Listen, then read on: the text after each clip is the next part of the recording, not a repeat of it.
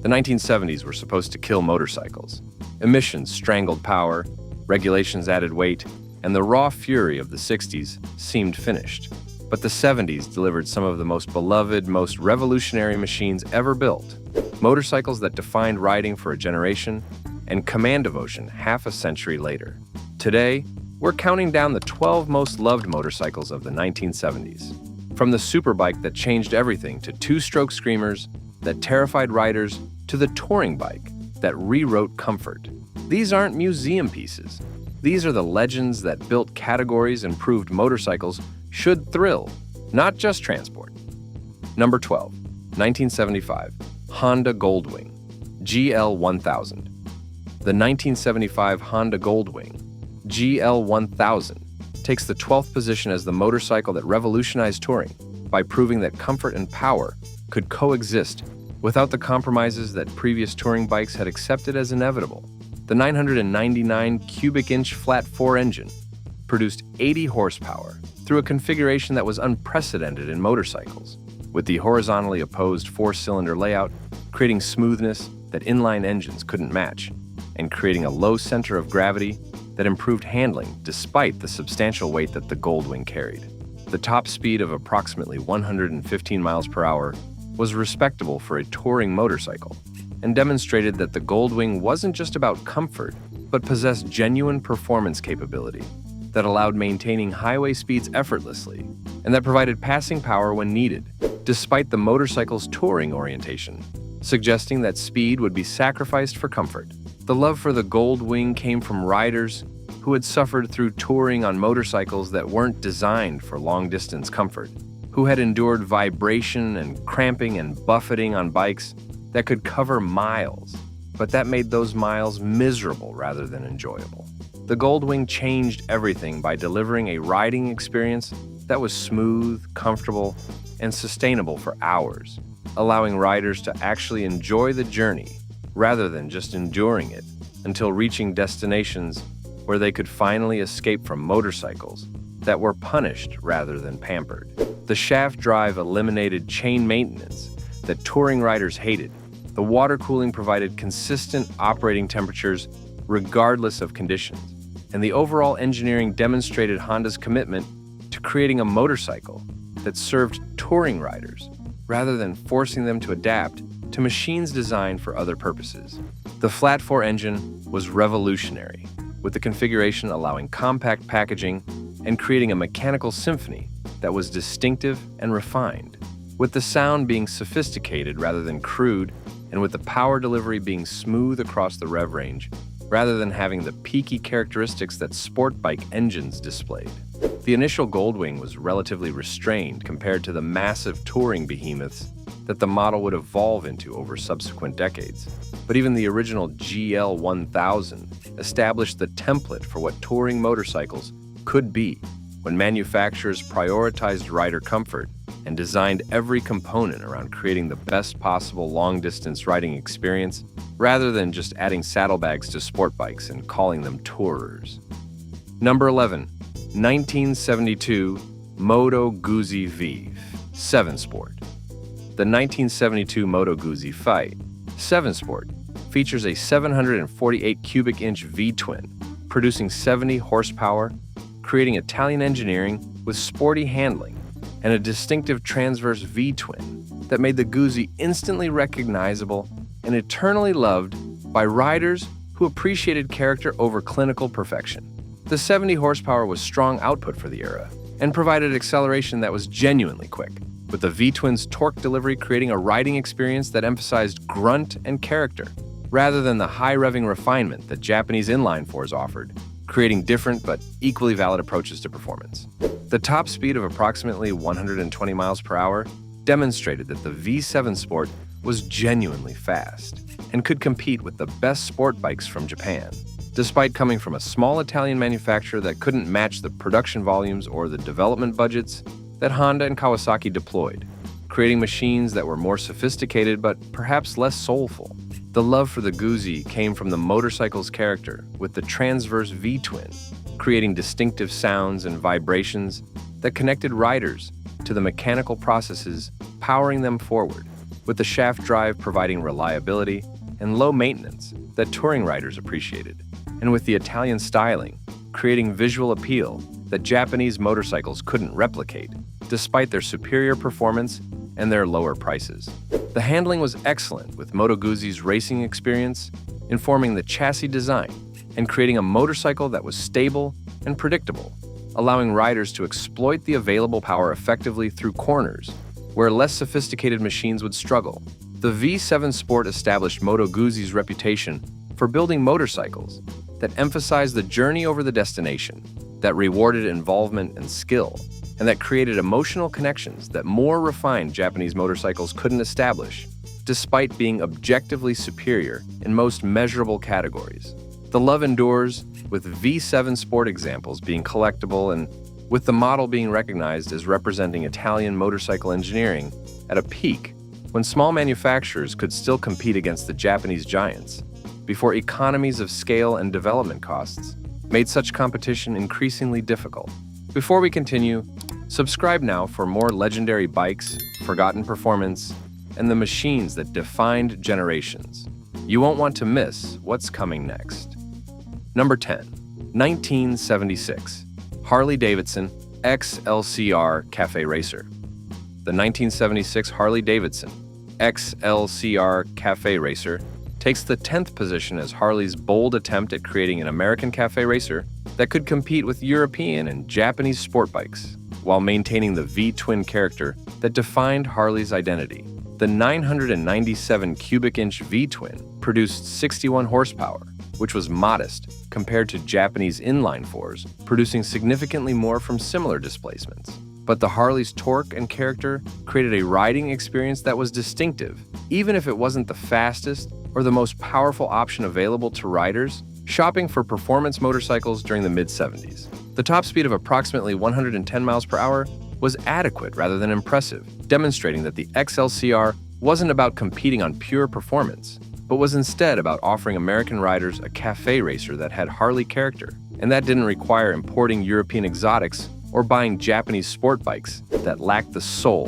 that the V-twin provided. The love for the XLCR came decades after production ended, with the model being largely unsuccessful when new, but becoming highly collectible as enthusiasts recognized that the cafe racer represented a unique moment when Harley attempted to build something different and something sporting, rather than just building cruisers and touring bikes that were the company's bread and butter. The styling was aggressive, with the black paint scheme creating a sinister appearance that differentiated the XLCR from the chrome-heavy cruisers that dominated Harley's lineup, with the bikini fairing and the rear cowl creating cafe racer aesthetics that referenced European racing culture, and with the overall design communicating sporting intentions, even if the performance didn't fully deliver on what the styling promised. The commercial failure taught Harley that its customers wanted traditional cruisers rather than sport bikes, leading the company to focus on what it did best and abandoning attempts at competing in categories where Japanese manufacturers had overwhelming advantages in technology, production capacity, and development resources. The rarity makes the XLCR collectible today, with only limited numbers produced during the brief production run, creating scarcity that drives values, and that makes clean examples expensive and desirable among collectors who appreciate the XLCR as a might-have-been and as evidence that Harley was willing to take risks, even if those risks didn't succeed commercially. Number 9, 1970. Triumph Bonneville T120. The 1970 Triumph Bonneville T120 takes the 9th position as the quintessential British motorcycle that was stylish and iconic, representing everything that British twins meant to riders who valued tradition, aesthetics, and character over the clinical efficiency that Japanese manufacturers were beginning to deliver. The 649 cubic inch parallel twin produced 46 horsepower, which was modest even for the era, but which was adequate for the Bonneville's intended purpose of providing a refined riding experience that emphasized style and heritage over raw performance that sport bikes pursued. The top speed of approximately 115 miles per hour was respectable and demonstrated that the Bonneville could maintain highway speeds comfortably, even if it couldn't compete with the fastest sport bikes that were achieving speeds approaching 130 miles per hour. The love for the Bonneville came from the motorcycle's looks, with the classic British styling creating an appearance that was timeless and beautiful. with the chrome and the paint and the overall proportions creating a motorcycle that looked right in ways that more modern designs sometimes didn't, despite being faster and more capable. The parallel twin engine created distinctive sounds and vibrations that connected riders to the mechanical processes in ways that smoother but less characterful engines couldn't replicate, creating riding experiences that were involving and engaging rather than just being efficient transportation. The Bonneville represented British motorcycle manufacturing at a crossroads, when traditional engineering and craftsmanship were being challenged by Japanese mass production, and when the romance of British bikes was colliding with the reality that reliability and performance were areas where the Japanese were establishing clear superiority. The love for the Bonneville persists, with the model being recognized as one of the most iconic motorcycles ever built, and with clean examples commanding strong prices from collectors who want to own a piece of motorcycling history and who appreciate the Bonneville's place in the cultural imagination, even if they acknowledge that Japanese motorcycles from the same era were objectively better in most measurable ways. Number 8, 1974, Suzuki GT 750 Water Buffalo. The 1974 Suzuki GT 750, known as the Water Buffalo, features a 738 cubic inch liquid-cooled two-stroke triple producing 67 horsepower, creating the first mass-produced liquid-cooled Japanese motorcycle that was smooth and unique compared to the air-cooled two-strokes that dominated the category. The 67 horsepower was strong output for a two-stroke triple and provided acceleration that was genuinely quick, with the power delivery being smoother than smaller two-stroke twins, but maintaining the explosive character that two-stroke power plants created through expansion chamber tuning and through the absence of valve train components that limited four-stroke engine speeds. The top speed of approximately 110 miles per hour was adequate for the era and demonstrated that the GT 750 was capable of sustained high-speed cruising despite being a two-stroke that some riders associated with smaller displacement machines or with dirt bikes, rather than with large displacement street motorcycles that could tour comfortably. The love for the Water Buffalo came from the motorcycle's smoothness, with the liquid cooling providing consistent operating temperatures and allowing tighter tolerances than air-cooled two-strokes could achieve, with the triple configuration balancing better than twins, and with the overall package creating a two-stroke that was refined enough for long-distance riding rather than just being a tool for quick blasts, where the peaky power band and the high fuel consumption didn't matter because trips were short. The nickname Water Buffalo came from the liquid cooling and from the motorcycle's substantial weight that made it less nimble than lighter two-strokes, but that contributed to stability during highway riding where lighter bikes could feel nervous. The GT 750 represented Suzuki's engineering ambition, with the liquid cooling being expensive and complex, but providing advantages that justified the costs for riders who wanted two-stroke performance, without the overheating and reliability issues that air-cooled two-strokes experienced when pushed hard. The love endures among two-stroke enthusiasts who appreciate the GT 750 as representing the peak of two-stroke street bike development before emissions regulations killed the technology and before four-strokes became dominant across all categories, leaving two-strokes as historical curiosities rather than as viable alternatives for riders wanting different characteristics than four-stroke engines provided. Number 7, 1971, Norton Commando 750. The 1971 Norton Commando 750 takes the 7th position, featuring a 745 cubic inch parallel twin, producing 58 horsepower, with an isoelastic frame that reduced vibration, making the classic British twin loved worldwide by riders who appreciated the engineering innovation that addressed the vibration issues that had plagued British twins for decades. The 58 horsepower was adequate for the era, providing performance that was competitive with other motorcycles in the displacement class, even if it couldn't match the output that Japanese inline fours were beginning to deliver from similar engine sizes, through more sophisticated designs, and through willingness to rev higher than British twins could sustain. The top speed of approximately 115 miles per hour demonstrated that the Commando was genuinely quick and could maintain highway speeds comfortably with adequate reserves for passing when necessary, despite the parallel twin configuration creating more vibration than inline fours and creating power delivery that was different from the smooth Japanese engines that were establishing new standards for refinement. The love for the Commando came from the isoelastic frame, that mounted the engine and transmission assembly on rubber isolators that allowed the powertrain to vibrate naturally without transmitting those vibrations to the frame and to the rider, creating a riding experience that maintained the character that British twins were known for, while eliminating much of the discomfort that made long-distance riding on traditional British bikes, punishing for riders who weren't willing to accept numb hands and sore bodies as prices for owning motorcycles with soul. The innovation allowed Norton to compete against Japanese motorcycles by addressing the primary complaint that riders had about British twins, while preserving the character and the emotional connection that made British bikes desirable, despite their objective disadvantages in reliability and refinement compared to what Honda and Kawasaki were delivering. The Commando became the best-selling British motorcycle in America during the early 70s, proving that when engineering solved real problems, the market responded and that riders would choose British character over Japanese perfection when the penalty for that choice wasn't constant mechanical failure or physical discomfort that made riding miserable rather than enjoyable. The innovation was significant, with Norton solving a problem that had plagued British motorcycles for generations, and that had driven riders toward Japanese alternatives that were smoother, even if they were less characterful. The styling was handsome with classic British proportions and quality finishes, creating a motorcycle that looked right and that aged well, unlike some designs that became dated quickly as styling trends evolved. The Commando represented British motorcycle engineering at its best, when innovation addressed real problems, and when the results were motorcycles that could compete against Japanese alternatives, not through matching specifications, but through offering different characteristics that some riders preferred,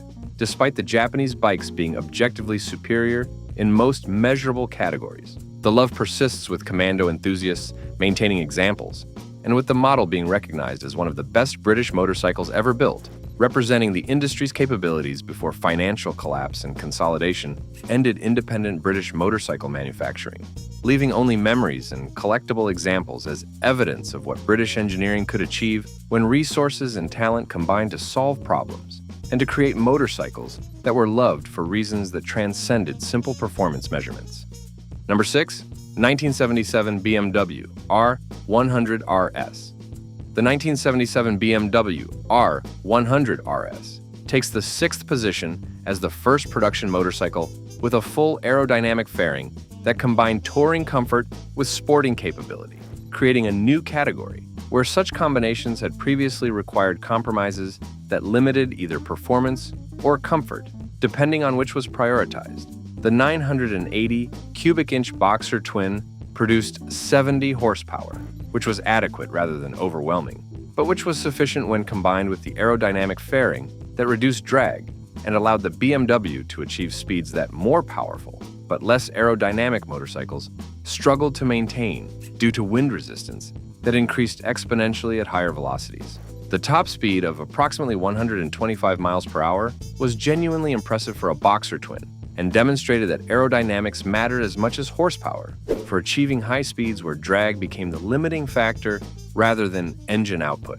The love for the R100 RS came from riders who wanted to travel long distances quickly and comfortably without the buffeting and fatigue that unfaired motorcycles created, and without sacrificing the handling and performance that touring riders still wanted, even if their priorities were different from sport bike riders who cared only about lap times and acceleration. The fairing was sophisticated with wind tunnel development, creating shapes that directed air around the motorcycle and rider efficiently reducing drag and improving stability at high speeds, where unfaired bikes struggled with wind pressure, creating control difficulties and rider fatigue. The BMW's engineering included the shaft drive that eliminated chain maintenance, the robust construction that accumulated high mileage reliably, and the overall attention to detail that German manufacturing was known for, creating motorcycles that were expensive, but that justified costs through longevity and through reduced operating expenses over ownership periods measured in decades rather than in years. The R100 RS established the sport touring category, creating a template that manufacturers would follow for decades, as riders recognized that they didn't have to choose between performance and comfort, but could have both when motorcycles were designed properly and when compromises were minimized, through engineering sophistication rather than through accepting limitations as inevitable. Number 5, 1975 Yamaha RD 350.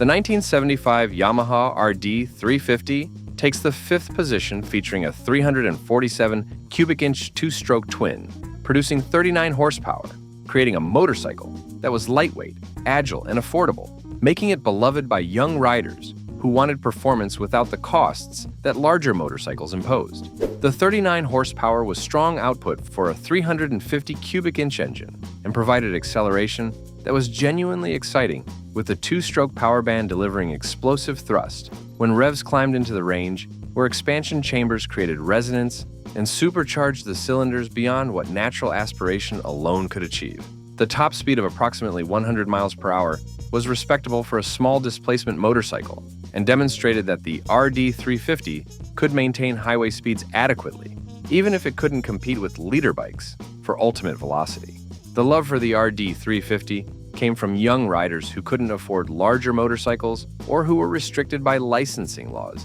that limited displacement, but who still wanted performance and excitement. Rather than just basic transportation that larger displacement restrictions might have forced them to accept if two-stroke technology hadn't provided alternatives, delivering genuine thrills from modest engine sizes. The lightweight at under 350 pounds created agility that heavier motorcycles couldn't match, with the RD350 being nimble through corners and being easy to maneuver in traffic or in tight spaces where larger bikes felt cumbersome. The affordability made performance accessible, with the RD350 being priced within reach of working-class buyers and young riders who were just beginning careers and who couldn't justify spending on premium motorcycles, but who still wanted something more exciting than the economy bikes that manufacturers built for purely practical purposes. The RD350 became a cult classic, with enthusiasts modifying examples for increased performance through tuning that two-stroke engines responded to dramatically,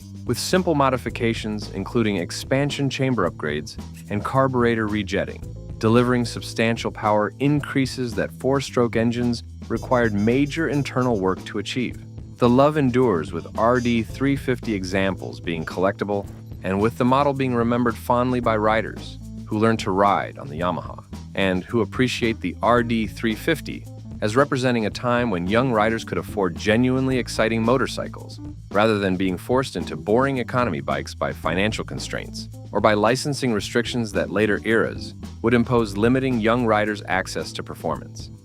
Number 4, 1972 Ducati 750 Supersport.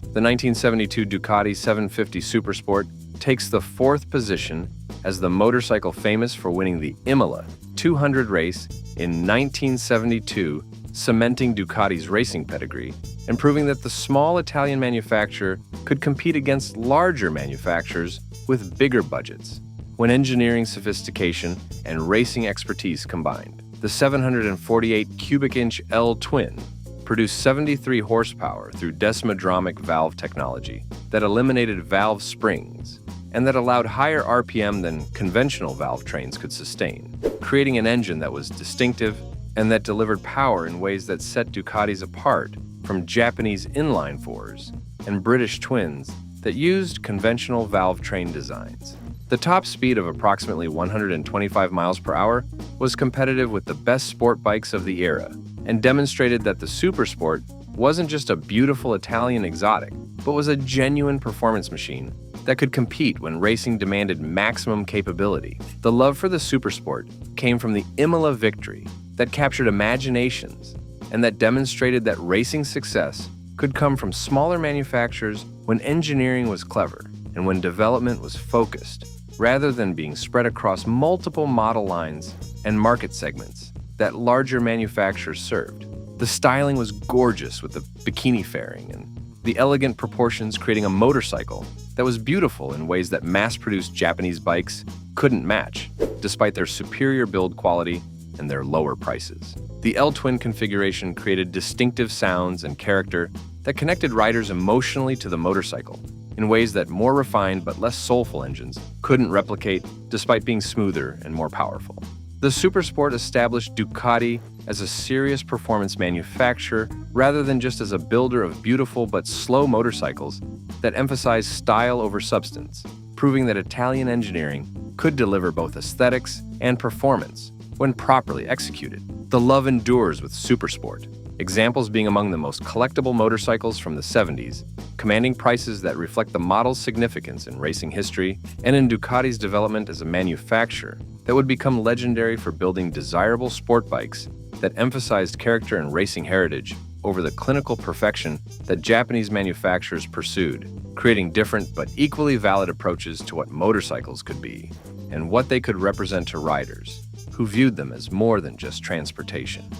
Number 3. 1971 Kawasaki H2 Mach 4. The 1971 Kawasaki H2 Mach 4 takes the third position, featuring a 748 cubic inch two-stroke triple, producing 74 horsepower, and nicknamed the Widowmaker for brutal acceleration that was thrilling but dangerous, creating a motorcycle that was loved and feared in equal measure. The 74 horsepower was explosive output for the era, with the two-stroke triple delivering power in ways that four-stroke engines couldn't match, with the power band being narrow and peaky, requiring skill to manage but rewarding riders who could keep revs in the range, where expansion chambers worked their magic supercharging cylinders and creating acceleration that could embarrass much larger motorcycles. The top speed of approximately 120 miles per hour was impressive and demonstrated that the H2 was genuinely fast, despite the crude two-stroke technology suggesting that refinement would be sacrificed for raw power. The love for the Mach 4 came from riders who wanted thrills and who were willing to accept the dangers that came with a motorcycle that was too powerful for its chassis and that demanded respect and skill, preventing complacency or carelessness that would be punished through crashes or close calls that the H2's violent acceleration and marginal handling created when pushed beyond limits that were lower than what better-engineered motorcycles could handle safely. The nickname Widowmaker was earned through the numerous accidents and deaths that the H2 caused when riders who lacked skill or judgment attempted to exploit the performance without understanding the consequences or without respecting the motorcycle's limitations. The two-stroke triple created power delivery that was light-switch abrupt, with little happening below 5,000 RPM and with explosive acceleration above that threshold, creating on-off characteristics that caught inexperienced riders by surprise when throttle inputs that seemed reasonable suddenly unleashed acceleration that overwhelmed traction and that initiated tank slappers or wheelies that could transition into crashes faster than reflexes could respond. The love persists despite, or perhaps because of the danger, with H2 survivors appreciating the motorcycle as representing an era when manufacturers built machines that were exciting, regardless of whether they were completely safe, when riders accepted responsibility for managing power rather than expecting electronic aids to save them from mistakes, and when motorcycling was genuinely dangerous in ways that created authentic thrills rather than the sanitized performance that modern motorcycles deliver through systems that intervene, preventing riders from exceeding limits that older motorcycles left entirely to human judgment and skill. Number 2, 1970, Honda CB750. The 1970 Honda CB750 takes the second position as the motorcycle that introduced the superbike era, proving that Japanese manufacturers could build sophisticated, high-performance motorcycles that were reliable, affordable, and revolutionary, changing motorcycling forever. The 736 cubic inch inline-4 produced 67 horsepower through an engine configuration that was unprecedented in mass-production motorcycles, with the four cylinders creating smooth power delivery, and with the electric start and the disc brake, and the overall sophistication demonstrating that Honda was building a motorcycle that raised standards across every category, rather than just improving one aspect while accepting compromises elsewhere.